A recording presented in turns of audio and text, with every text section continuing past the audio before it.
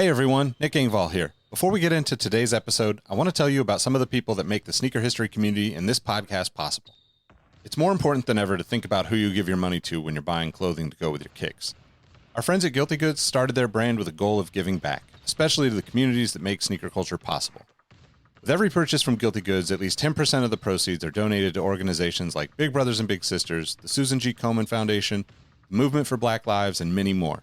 You can save 30% on your order by using the code HISTORY at guiltygoods.us. Again, that's history at guiltygoods.us for 30% off, and you can feel good about your purchase knowing you're supporting a meaningful cause. Sneakers are all about presentation, and if you're like me, displaying your kicks at home or in the office is just as important as when they're on your feet. Sneaker Throne makes sneaker display cases featuring customizable LED lights, drop-side cases to showcase the entire side of the shoe, not just the heel or the toe, the whole shoe. They've also got display cases for trading card collectors and hat collectors. To me, it's the perfect way to display your collection. You can save at least 10% on your Sneaker Throne order by using the code HISTORY at sneakerthrone.com. That's history at sneakerthrone.com. If you're a Patreon supporter or a member of our Discord community, you already know about Kicks with V hot sauce and his small batch, locally sourced hot sauce. V has been one of the biggest supporters of sneaker history and the podcast since the early days. He's currently the defending champion in our community trivia nights competition. Kicks with V hot sauce has been a huge hit with the community. You can save 10% on your order by using the code SneakerHistory10 at kickswithvhots.com. That's SneakerHistory10 at kickswithvhots.com.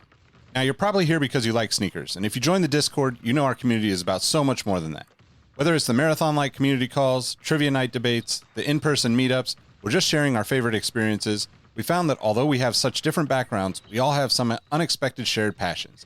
Not only does the entire community look out for each other when it comes to releases, we're like a support group for life in general. You can join the Discord community for free by heading to the show notes of this episode. After you're done listening to this episode, tell someone you like their kicks today. You never know how far a simple compliment can take you, and we all know how good it feels to have someone show their appreciation. Now let's get into today's episode.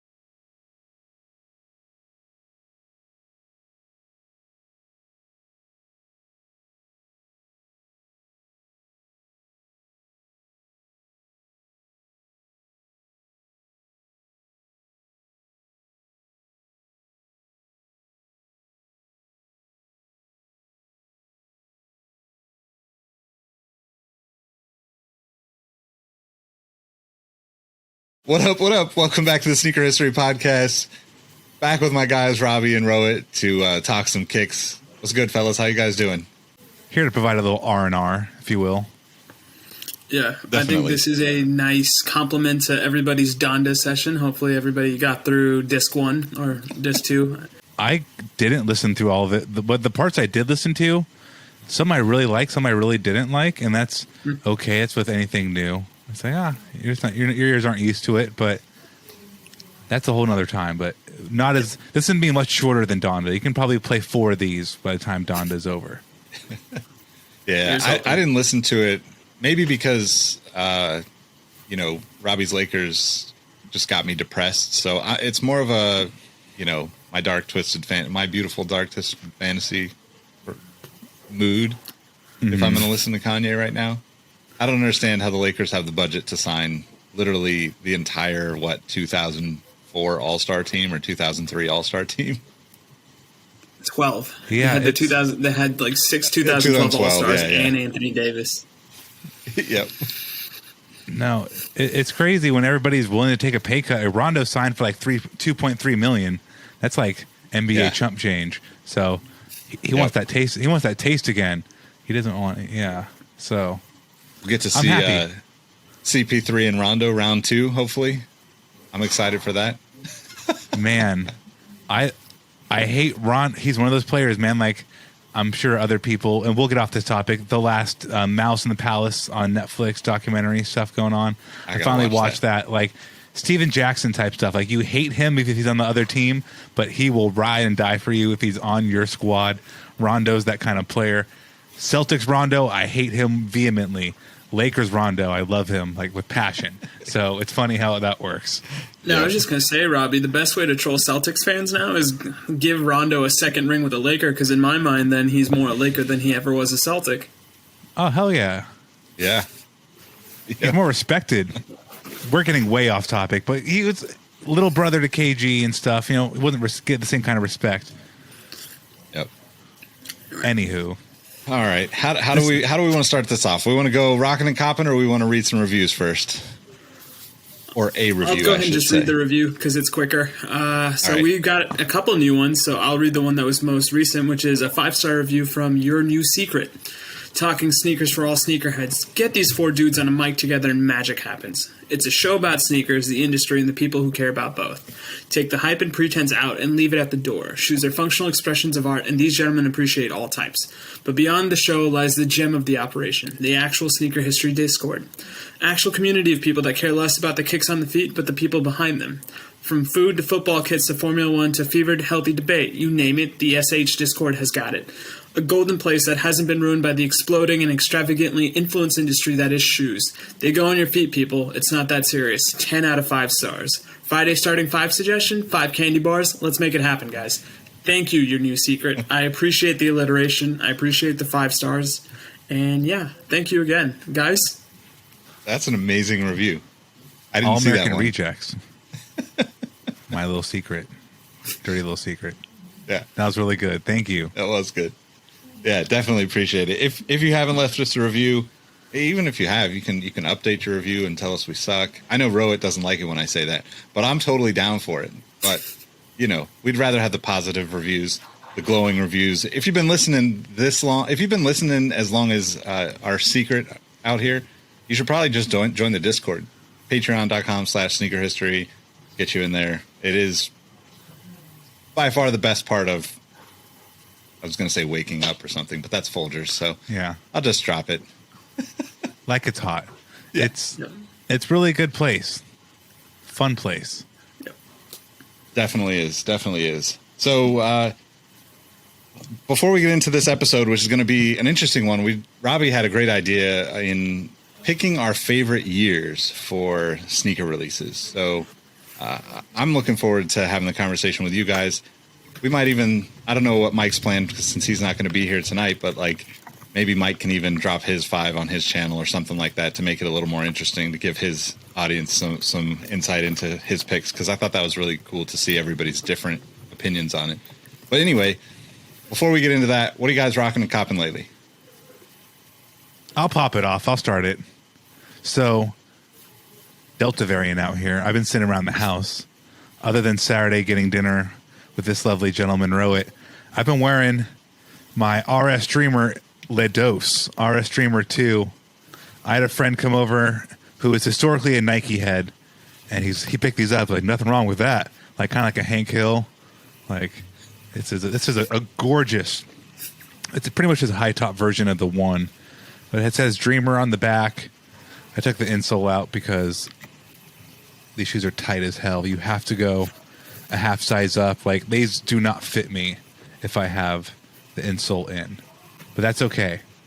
If I was hooping, that kind of tightness would be nice. But just very supple, beautiful, lovely shoe. One of the last colorways to come out. They're going to stop doing the shoe. So go get a pair. Puma. There's a black and blue pair now.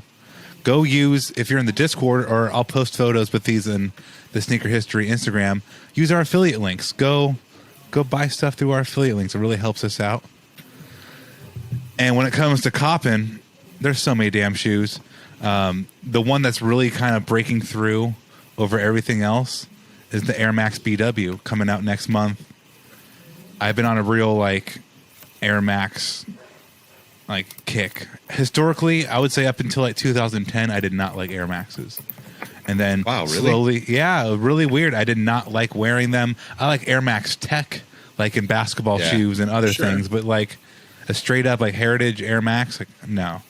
But especially since like probably the last 5-6 years, it's really kicked up. Where I now, anytime an OG of a classic comes out, like I have to get it. So nice. That's on my list. How about you, Nicholas?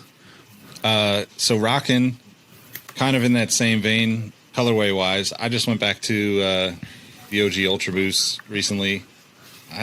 I still love this shoe.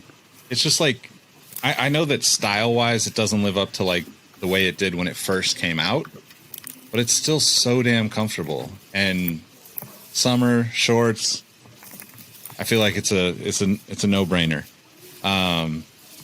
Speaking of summer inspired sneakers, my latest pickup is Action footwear, the Hampton with the elephant print, red bottom. I think it's pretty good little old skate shoe, kind of inspired, but I don't know. Action's always been a brand that I admired and wanted to see have some success, and this time around they actually have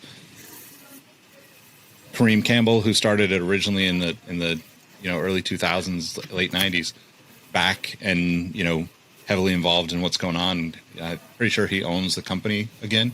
Oh, okay. So it's cool to see that. I just love elephant print anything, and like that's just like an easy wear for me around the summer. You are so about the culture it hurts. An OG Ultra Boost and that shoe, like damn. I mean, I just want to buy things and have things that I care about, like I think that's the thing. Like I feel like we got to this point where everything was we just acquire masses of everything, and obviously like I'm guilty of that. So I'm doing a lot of internal processing of all those things and trying to like be more selective about what I give my time and energy and money to. Very How about smart. you, Rohit? No, that's very respectful. I don't even know how to follow that, so I will try to do my best. What I have copped is the Nike Victory 1 slide in rose gold because, pregnancy feet are nothing to joke about. So the wife had asked for slides, so I said, why not get some slides? So that was what we rocked. As for, I guess, what I would like to cop if given the opportunity, Mike made those Barcelona dunk lows look really nice. So holler at your boy. You guys lost Messi, but you could pick up a row. I'm just saying. All right. Man, that's nice. Show off those slides again. You were really quick with it. Those are cool. So it's not a Benzie slide. It's something else.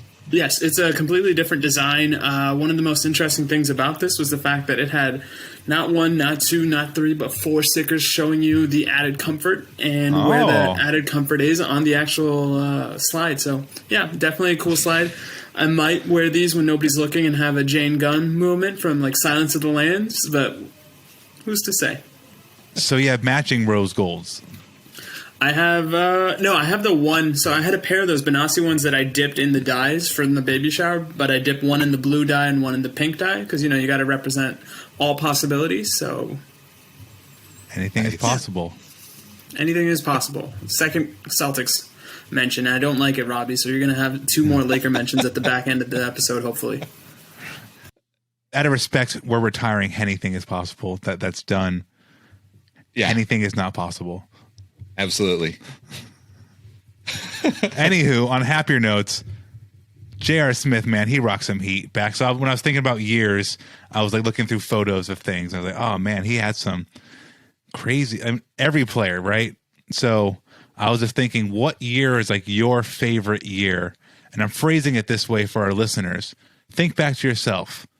Take a Bob Ross moment. Take a deep breath as we stroke this beautiful canvas with paint that is shoe Happy talk. clouds.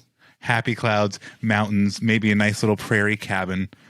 Think about your favorite year. Like maybe it's the most nostalgic year, like your favorite year ever buying shoes. That's another damn good episode. Someone write that down. Because when you think about shoes you actually purchase things in, and like when you think, wow, tangent really quick, hold on. So like when you think about big picture, what shoes you buy in a year, I know sometimes you put like an end of the year favorite or like a mid-year favorite. But when was the last time you went and looked back like a playoff bracket? Like, oh, the Pacers almost beat the Pistons. You know, they lost 3-4 in game 7, you know, stuff like that. Go back and look and like what years collectively shoes came out at the same time or retros. And I'm sure you'll be very interested in your findings. So we'll come back to that. So I'm thinking within the same vein, what year was my favorite? And I guess I'll just start it off by saying my favorite was 2004. So why is that?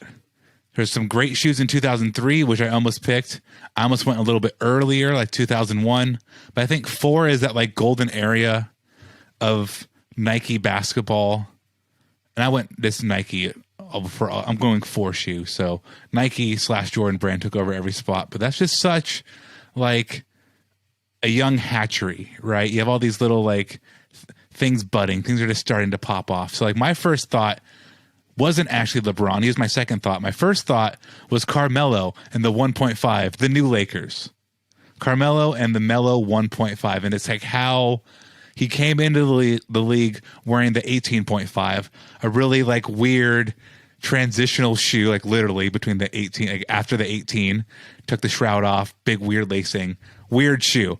And then you have the 1.5, his actual signature, which is kind of like a mix between the 1 and the 2. And I think that's the most successful mixing.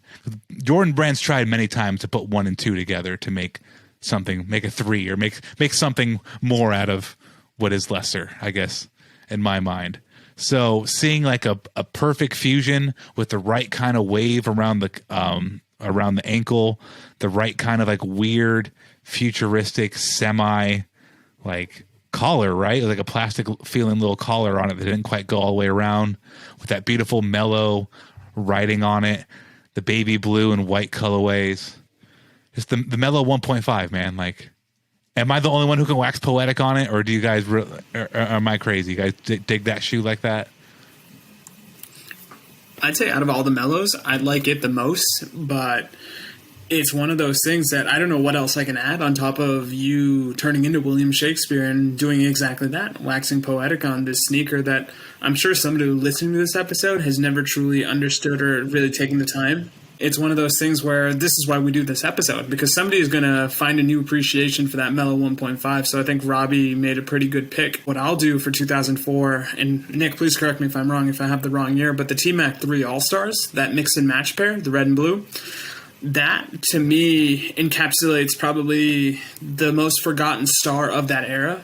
That when we talk about effortless scorers, we automatically gravitate towards the KDs of the world, and rightfully so. But before there was KD, there was T-Mac, and he was probably the perfect antithesis to Kobe, because as dedicated and passionate and as animated as Kobe was, T-Mac was the opposite. He was stoic, he was calm, he was almost indifferent on the court, but his scoring said otherwise. I mean, I think 2004 too is like a great year because you get into the next generation, right? Like you have LeBron, the LeBron 2, you have Melo, you're setting yourself up for the next 10, 20 years of sneakers at that point, right? Because I would argue, like you said, you thought about 2002, you thought about 2003. You don't really know. Like, we all know LeBron's going to be huge and Melo's going to be huge. But, like, do we know what the shoes are going to do and how it's going to be incorporated? The first year of a shoe is always cool in hindsight, but it's not always cool right out the gate, right? And I think Melo is insanely underrated when it comes to sneakers. I think he has so many good shoes, and it's unfortunate that he doesn't kind of get the love that everybody seems to give to other players that, I mean, look, he's got a longer run of signature shoes than most players will ever come close to. So, I mean, it's great you say that, because like the 1.5 did catch on right away. Like, people were receptive to that model. And then for him and for it to be good enough for him to then wear it 15 years later in his career for fun as a retro, that's also awesome. He's keeping his own legacy alive.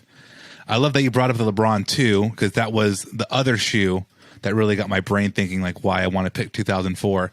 I think the 2, it's easily one of the more underrated LeBrons and even underrated basketball shoes from Nike Basketball ever. That beautiful laser work behind the ankle straps that were fully removable. And on top of that, the shoe didn't look awkward when the ankle strap wasn't there. It was all Velcroed right. So just a little clip on one side that kind of looked like it should be there regardless.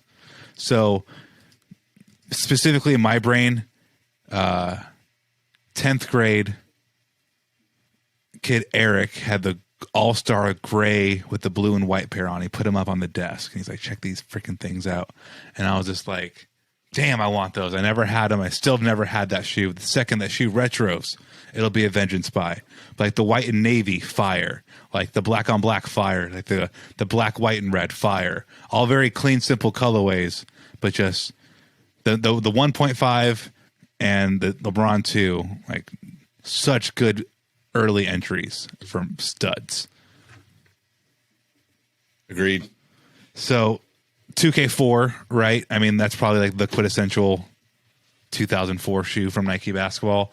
I believe PE Vault just posted his Athens unreleased white and gold colorway, and it's like, damn, that thing freaking slaps too. It's like no matter what colorway you put on the 2K4, doesn't matter if it's on Nike ID like it used to be back in the day, that shoe soaks up colors like no other. It's just a flawless color blocking shoe. There's so many great areas you can do different things in. Rondo wore that shoe also. Now that I think about it, like that shoe is just like, it's a Hooper's hoop shoe, and anybody who is anybody will tell you that. Like if you've played in that shoe, whether it's a retro or the OG, they hold up. So flawless victory. And then last one is weird. I noticed Nick on his list put Jordan retros too. My brain specifically went to the Jordan 12 playoff retro. I brought this up in my past in recording. There's few shoes I don't own from like OG Jordans, OG colorways. There's very few that I've never had. And the playoff 12 is one that is one of those shoes. And I played myself not getting it in like 2016 or 17 when it last retroed. I see 2004 pairs for pretty good prices. Just, I don't trust that age. So whenever it happens next, it's going to happen. But like that pair specifically, I remember seeing again in 10th grade, seeing people in the halls being like, God damn it, that shoe's flawless, man. It's like the black with the white. You can wear a white sock. You can wear a black sock. It could be high. It could be low. There's no wrong way to like wear that shoe from the ankle down. And it's just, oh, I need that shoe, man. That's like the perfect nostalgia. The 2K4 and the 12 specifically, where it's like, oh, total Robbie bait. They got me good. I am always partial to that, and Robbie mentioned a very interesting point, which is 2004 was around high school for you, right, Robbie? Or like that middle school, high school bridge. Like a lot of my sneaker nostalgia comes from that era of like, let's say from 2002 through 2004. And it was one of those things where I just had a hard time picking one of those years because so much of that span or that little mini era had heat for me. And it may not have heat for the collective audience that's listening, but that's part of the fun of coming up with this exercise because nostalgia is going to dominate somebody's pick in terms of the year. So I just think great job picking the 1 year out of that little arc there, Robbie. Well, because I'm going to get off this point, but to Nick's earlier mentioning about not knowing what the shoe looks like from a star player, we saw the LeBron 1, like that's cool, but I could wait one more year and have the LeBron 2, yes, which I think is a far superior. And like, okay, Melo's rocking PEs and stuff, yada, yada, but his first signature shoe in the Nuggets colorway, like the 2 also came out in 2004 with the Melo 2. So like that's great, but his first joint, like the second, the V2 of each of those two players early on was just. This may be a tangent, so please reel me in in that sense. But when was the Melo 12? The player edition of the Jordan 12 for the Melo in that nugget blue, because that is another beautiful shoe, and I think that goes back to your earlier point as well of Melo having such an underrated sneaker legacy as well as his actual playing legacy. So no, it's the same year. That's just like, and that's why these young kids, these young cats, don't really understand the full like they see old Mellow, they see hoodie Mellow, they see like TikTok Mellow. They don't notice like Mellow had like was good enough to have shoes done released. Like Jason Tatum doesn't have PEs released like that. Like Zion, I mean, Zion has a signature shoe, but he doesn't have it like Mellow had it. Like a lot of these young kids, like especially with like great PEs or budding signature models, like they don't have it like Mellow had it. Like Mellow, they put money behind him. Like they believed, and it paid off. He was a superstar. Like Mellow, that paid off. But there's levels to it. Like Mellow was on that top. Show me the money. Definitely. So I guess I'll go next with my pick, unless you want to go, Nick. I'm trying to remember. Go for it, Rohit. Yeah. So when Robbie gave us this exercise, my thought naturally gravitated toward, okay, what was the year that got me back into sneakers in the most official sense, which was 2011. The reason why I picked that was at the time I was employed by Nike, and that had a heavy influence on what I was purchasing. And Robbie mentioned this era, or this golden era, so to speak. And I agree that 2003-4, like I mentioned earlier, is that. I think almost a second era or almost a silver era was that 10, 11, 12, because that's when we saw the three wise men of Nike basketball, so to speak, of LeBron, Kobe, and KD kind of have different years when one guy's model was head and shoulders above everyone else's. But then when I was looking at it from a more macro perspective, I figured 2011 is probably the greatest overall talent from a Nike basketball perspective, because you had the KD 4, which to this day people still ride or die for. Think it's probably the best KD that there has been released.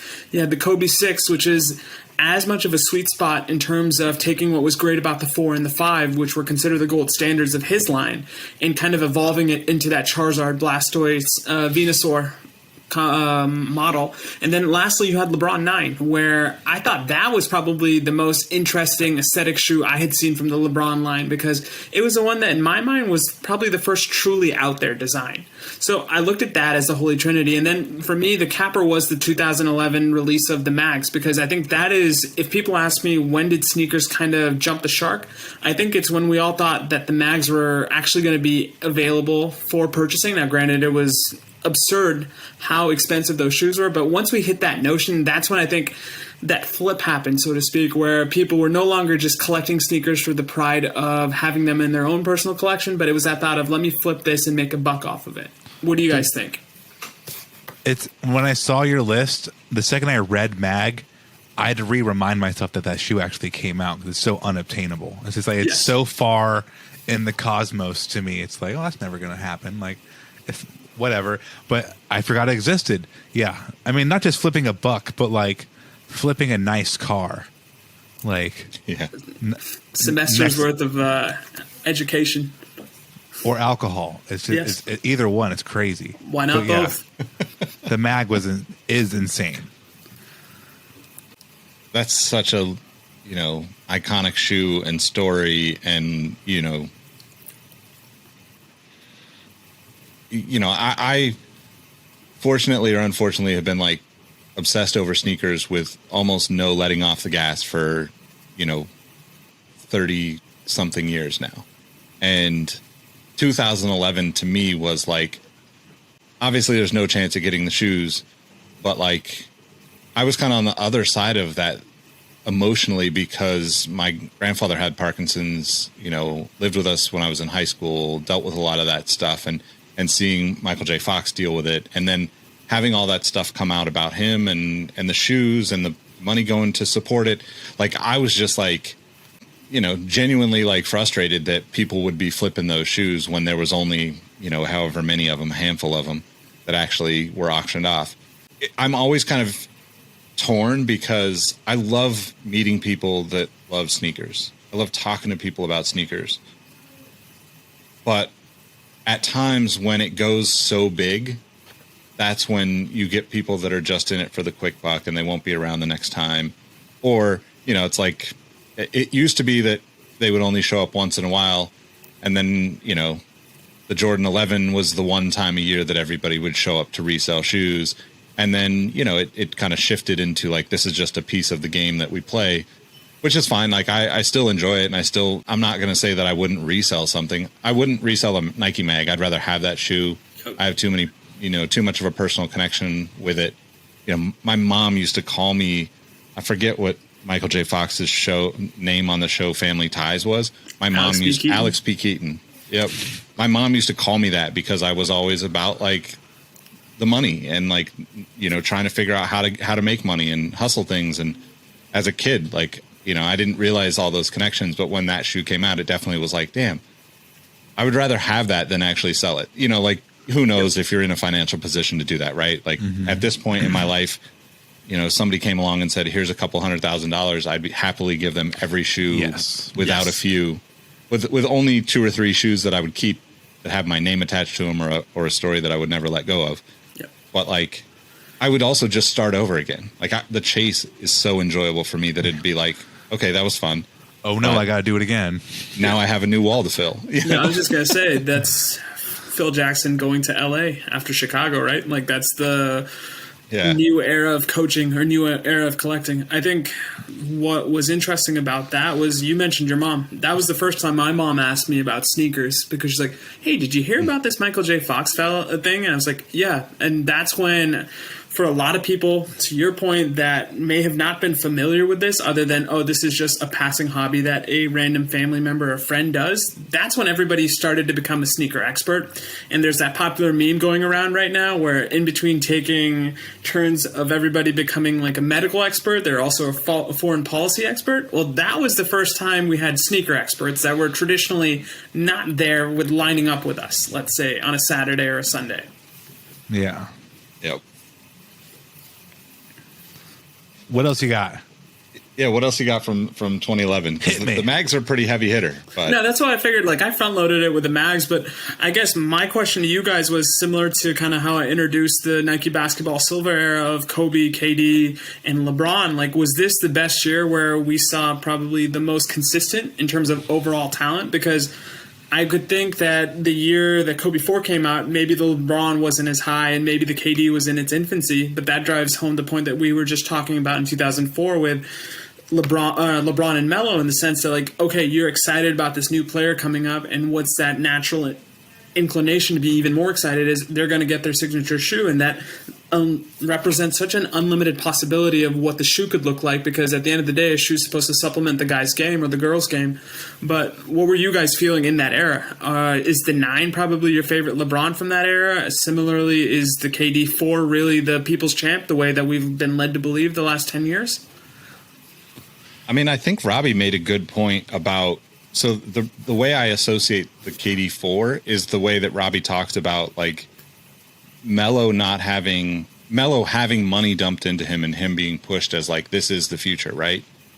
KD was not that. The first two shoes were very underwhelming, to say the least. When you found out that it was like $100 and under shoe is what he was shooting for originally, then it was like, okay, I get it. But like the shoes were very, unless the color was perfect for you personally, not many people were like, gotta have the KD 1 or 2. Right. The 3, gets interesting. I think the 4 though was like, oh, not only is KD like fully come into his abilities on the court, but the shoes are right there with him, right? Like the shoes are, I personally prefer the Kobe 4 over the 5 and 6, but like, it's hard to argue that the KD wasn't the Nike basketball shoe for that year, just based on how many great colorways came out. And that's thanks to a little bit of pushing the envelope with the design, right? Like that only happens if you're taking the risk. So the way like Kyrie is cool now, I can have every kind of colorway out there. Like KD was cool then. Not like KD isn't cool now, but KD was like young and cool. He was universally adored. Yeah. There wasn't drama with him. So, and I don't think the drama is self-imposed. I mean, it's a whole nother conversation I don't want to go down. But like, he was just, he was a golden boy with a lot of money being pumped in. KD 4 as a shoe sucks ass though. Like, that's a very uncomfortable shoe. When you look at his banana feet, it makes sense. It's probably the longest, most narrow shoe I've ever put on in my life. And when you look at his foot, it's the longest, most narrow foot you're probably ever going to see. It's like somebody was drawing and they ran out of time and they finished and they drew like a line at the bottom. Huge feet. So the Kobe is always going to be my winner of those 3 options there. The LeBron 9's great, but Kobe's better. Very good year. Here's a sneaker history trivia Discord fact for Greg on one of the next sneaker history trivias. I was actually wear testing shoes for Nike basketball prior to like getting into like blogging and stuff. So like in 2000, I want to say 2007 or 2008, 2009, must have been 2009. I wear tested a very early version of the KD4 that was like not labeled as a KD, and it was, the materials were terrible, but like the strap across the foot they were testing, the lacing system they were testing. I think Jermaine Phase 2 has those now, but what else? It was really interesting to like see that come out. You know, a solid like it was like 2 years later when the shoe actually released, and they made a bunch of changes because remember they were doing all that weird hyperfuse stuff, right? So the hyperfuse was like they were trying to figure out how to incorporate hyperfuse into other lines, and like one of the shoes that I wear tested was like a weird hyperfuse variant of the KD4. So you messed it up. We could have had a better fitting shoe. No. Clearly, it was Jermaine. No, it was mad uncomfortable. I mean, I don't find the KD4 like terribly uncomfortable. I wouldn't suggest it as a shoe that's comfortable, but it doesn't bother me that much. But like this one was really struggling because it was like the outsole combination was the old hyperfuse, if you guys remember that. The upper was like a leather kind of version that looked like the KD4, but then instead of having the Velcro on one place, it was like down the side of the shoe, so you could adjust the strap up and down. And I think they were just trying to figure out the fitment and what would stay when you're hooping and all that stuff. But I just a random like emotional attachment to the KD4 for me, I guess. Sure. And I think one last point I will say about the 4 was it was the first indicator to me about the stories that were being told with the colors associated with the sneaker. Like you had the Weatherman colorway, you had the Nerf colorway, you had all these unique colorways that for me unlocked the possibility of why we collect sneakers. And it's you wearing the pair, but then you're also carrying on the legacy of the story and telling people, yeah, Katie always wanted to be a Weatherman, so hence the Weatherman pair. I'm kind of going through the list. One other shoe that I forgot came out in 2011, and Nick, I know you probably have an opinion on this, and I think you do as well, Robbie. The SB Costin 1 also came out in that year, and for me, that was kind of the first indicator because I'm as casual of a skateboarding fan as you can be, but Costin going to Nike was one of those like, okay, Nike's about this now because this is the first skater that I had heard of in my like complete layman attitude understanding of skateboarding. Was that as big of a deal for you guys who have a little bit more history from not only the sneaker side but the skateboarding side, or was that just kind of a blasé moment? Hey, it's cool, Costin's got a sneaker, but really it's not making impact to us. Never. It's funny. I thought about Costin's shoes when I was looking through photos to try to post on Sneaker History today. I'm like, no one's going to care about Eric Costin shoes, and it's sad. But I don't personally care. They're cool. I love Eric Costin, but like from a shoe perspective, he's like a big man in basketball. He doesn't sell shoes for me. I still love him. He's a big Laker fan, so I got you one. Yeah, no, I for real, like as a human being, I love Eric Costin, but yeah, it doesn't make me want to buy shoes. Yeah, that's fair. I mean, he definitely he's the face of a generation in skateboarding too, yeah. Right? Like he is, just like you said about the mag being a shoe that reached the masses. He was a skateboarder that reached the masses for that era. So I kind of have a different perspective on it because I had been working at Soul Collector magazine prior to all that stuff. So Soul Collector, we'd already featured him in the magazine. Like we'd already seen his collection as a like support your local skate shop, kind of mentality for me still to this day. Like it was a bummer to see anybody sign with Nike. Just because, it's big business, right? It's like the Olympics, it's a blessing and a curse for skateboarding to become part of the Olympics, because part of what makes skateboarding great is that it doesn't take anything to be a part of it. It doesn't cost anything. If you're a kid and you walk into a skate shop and hang out there long enough, they're literally just going to give you a board and say, come skate with us. Like, that's how it works. And that's always been the beauty of it. And I think the sneaker part of it has been tough to kind of navigate, right? Because you see that, like, to Robbie's point, if we post some stuff on the Instagram, you know, like, most of the time the skate stuff doesn't do well. It's just that, like, it's a huge part of what got me into, you know, not got me into it, but kept me in sneakers, you know, kept me involved. Like, the S Costin line is exponentially better to me than the Nike Costin line. That's not to say that the Nike Costin line is not great. It's just that he was like kind of the face of underground skateboarding for a few years there, then became, once you signed with Nike, it's almost like, you know, the cat's out of the bag, right? You know, like, everybody knows who you are. And, but he's a genuine fan of Jordans. You know, all of his S shoes were, you know, various inspirations of the Jordan line and Nike shoes anyway. To me, like, I actually think, you know, to Robbie's point, he's a great dude. And the fact that he and Steve Barra have the barracks and are still pushing the sport of skateboarding forward, you know, even though they're not as big in terms of their own personal, you know, accomplishments right this second. You know, he's just a huge piece of the foundation of where skateboarding is going to go in the future. And I think his shoes are eventually going to find their, you know, it's kind of like P-Rod. Eventually people, like, go back to the P-Rod line and, you know, find that they didn't appreciate it the first time around near as much as they might have, you know, wished they did. So I think you'll see the same thing with Costin, hopefully with S and with Nike, right? Because if there's ever a reason to kind of keep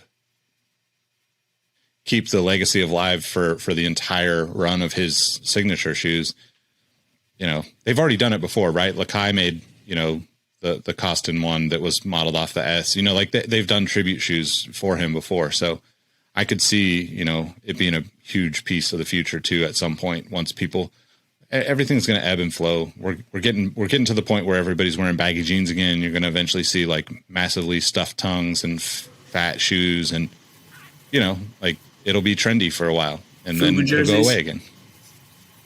FUBU jerseys. Yeah. Avirex. I'm back. Yeah. All right. No, I was just going to say the last shoe I had was the Adidas Crazy Light, but I think we're probably struggling for time, so we'll save that for our next favorite year of sneakers. Nick, what was your favorite year? So this was a question that actually really I had to think about, because there's so many good ones, right?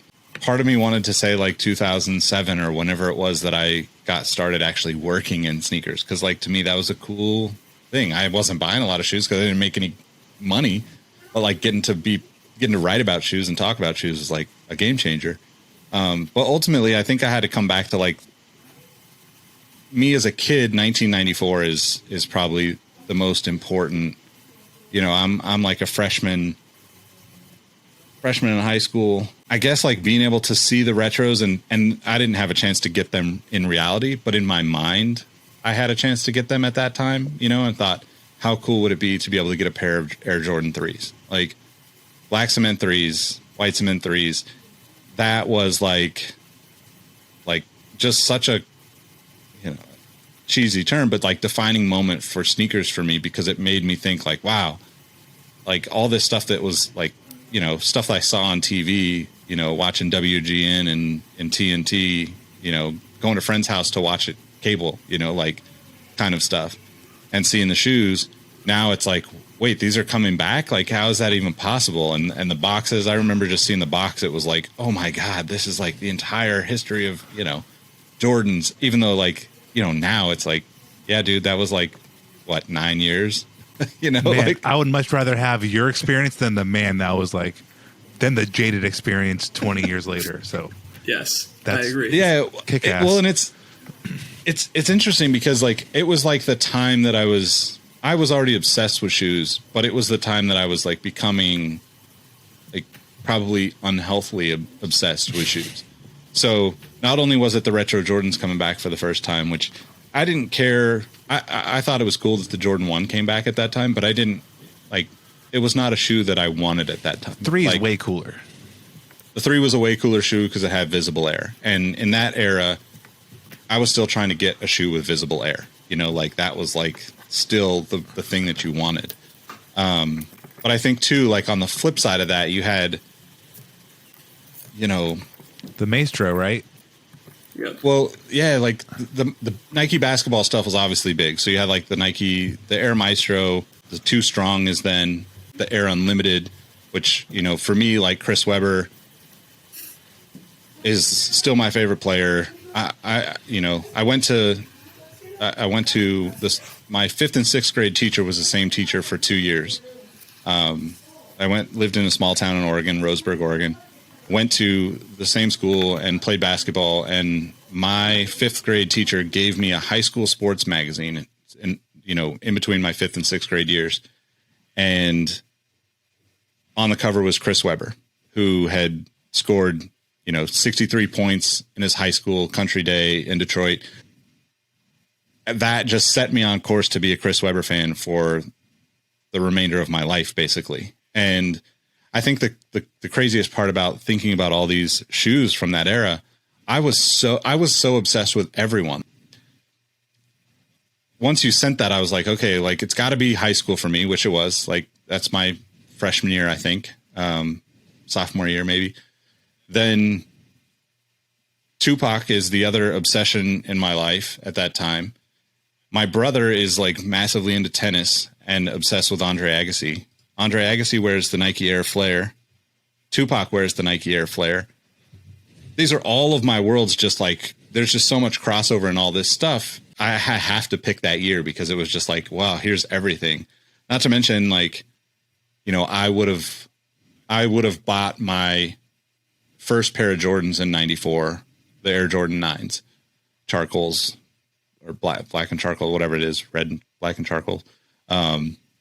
So for me, that like is like the starting point of like me being fully committed and obsessed with sneakers for the rest of my life, apparently. So no, there's something so powerful, I guess, informative about the high school period. No matter when you went to high school, that's when you really start building your real feelings about shoes. And that changes. Like now, some of the shoes I think are cool. I don't think are cool. But the 5 I brought up are still damn cool to me now. So yeah, the powerful ones will always get all the way through. But that 90s stuff is just, I'll say that 90s is even more heavy hitting because you had more brands firing off. But Nike on its own was just classic. It's crazy. It's crazy. Yeah. And there's a lot of other stuff out right then too that was like really big to me. A lot of the Converse basketball stuff was huge. Larry Johnson, I think the Destroyers that year. I'll have to save the story for another episode, but like the Pump Fury, I've been into the Pump Fury from the very beginning for like a very specific story, and it's a little long-winded, so I'll have to save it. But like that's 94 as well. I didn't get the original shoes. It took me years to get them, and it took me even longer to get the actual original colorway. But like it's always been something that I've, like as soon as I started like spending my own money and working too much for myself, like I was buying Pump Furies. So that is another shoe in that same year where it was like, this shoe is just crazy. It's absolutely one of the craziest shoes I've ever seen. A massive plate of carbon fiber, no laces. You have to realize in 1994, the other shoes are so traditional 90s basketball. To think of a running shoe that was like that was mind blowing. So I was like, I became obsessed with that because it was like, well, I've never seen these on anybody's feet. So I'm just going to be obsessed over them for years to come. And I probably even was like starting to get into New Balance at that time. I can't really remember what shoe was 94. It's probably like the 1400 or 1500. Wouldn't have been the 1500. Number X. That's a little later. That's like, but like, yeah, I think it's the 1400 probably came out then, but I probably had 574s or some knockdown, takedown, cheap version of all those shoes because I just didn't have the money to get real shoes. And back then I was like, oh, N on the side. That's cool. My name's Nick. Like having an N on my shoe. Like hell yeah. No, that's cool stuff. I mean, we're going to get off this topic, but Ronaldo stuff, I don't care about Ronaldo, but I see the R and I'm like, all right, that's kind of tight. Yeah. No, I went to thefatbuddhastore.com because they had the most exhaustive New Balance timeline. And Nick, you are right. The 1400s did come out in 1994. I didn't realize how delayed they were either. Like, that's almost a 9-year wait after the M1300 came out in 85. Huh. Yeah, I think there's various stuff that came out and they bounced around. New Balance is like wildly inconsistent with their numbering, which is, I think it's probably half the reason why people aren't actually like just easily New Balance fans, because the quality of their shoes is always good. But if people don't know what the differences are and if it's not easy to see them, then it's hard for people to become a fan, because they have to like put in effort to, keep up. And especially back then, nobody was really doing that. Unless you were a runner that ran in those shoes originally, you probably didn't pay attention to New Balance changing things very often. There was no sneaker blog telling you that the new model's out. Nope. And there was very little stuff outside, outside of East Bay. There was like just very few things you could even find information. It was just such a different world then. I did remember seeing like, it was probably later. It was probably like late 90s that I started seeing like, I'd get to see like, I mean, you probably know, Robbie, but like Japantown in San Francisco has like, there's a massive bookstore there. Mm-hmm. And, we would wander down there and, there would be shoe catalogs there. I mean, in hindsight, I wish I would have just bought them all, added them to the massive piles of my magazines stuff. If money wasn't a thing and you could just like, and it's so funny, the things we don't, whatever thing it is, money was $5, $10. I don't have $20 to buy two of them, just like, oh, if only I did. Or you did. Yep. I think we could probably do, listener, I guess let's wrap up this way. There's always going to be a pair in your head where it's like, damn, my favorite year, I probably could have got shoe X for $40, $50, and now it's $400. Because 2003 had a lot of good Jordan 1s, and I was like, oh, I almost want 2003 because now they're worth like dummy money. But the world's crazy. If you love it, you never know. Go for it. Yep. Yeah, I think let's like, I would love to see what other people think about this too. Like, we got to put this in the Discord and have a solid conversation about it. Maybe this is our next topic for a Zoom call or something, because I feel like you made a good point about like high school being the kind of, it's your foundation. Yeah, it's the foundation, right? It's, it's almost like, that formidable years conversation as a baby, right? But like, then there's like the becoming your own from like 12 to 17 or whatever. The formative years. Formative. Not formidable. Years, yeah. You're fighting people as a baby. Yeah, formidable. Let's go with that. Pulls out a baby shank out of its diaper. It's like, what's up? Boss baby. It's been a long day and I need to get some food. Right. So you're entitled to it. We should get out of here then. Yeah. But hey, this was a really great topic though. So I would love to hear from everyone if you have some thoughts on what your favorite year was for sneakers. And shout out to Robbie for dropping this gem in the what did you call the exclusive chat? The super secret thread, the double probation. The super secret. Yeah. Appreciate everybody rocking with us, tuning in, supporting. If you haven't left us a review, that'd be super dope. We're looking for reviews to read for the next episode, so we would appreciate it. But like, favorite, subscribe if you're watching us on YouTube. We're trying to get to that elusive 1,000 subscriber mark so they can pay us 2 or 3 cents a video or something like that. And then you've got to sit through 15 seconds of some random brand. So that'll be fun for you guys if you want to subscribe. Yep. Realize it sounds like a bad sales job, but guys, let them know how they can find you and we'll get out of here. You can find me on Instagram at RohitM13, on Twitter at Roheezy, and on YouTube with one of my 8 burner accounts that will all be subscribing to Sneaker History in the next 30 minutes. Robbie, where can they find you? Chia. You can find me at RAHBEE702. Nick. Right on. You can find me at Nick Ingval on all the platforms, but more importantly, catch us at Sneaker History on all the platforms, and we'll catch you on the next episode. Peace. Thanks for being here. Hey everyone, this is Nick again. Before you take off, do us a solid and head over to Apple Podcasts to leave us a review. Give us a rating on Spotify and Amazon Music, and make sure you're subscribed to our YouTube channel because we have even more video content coming soon.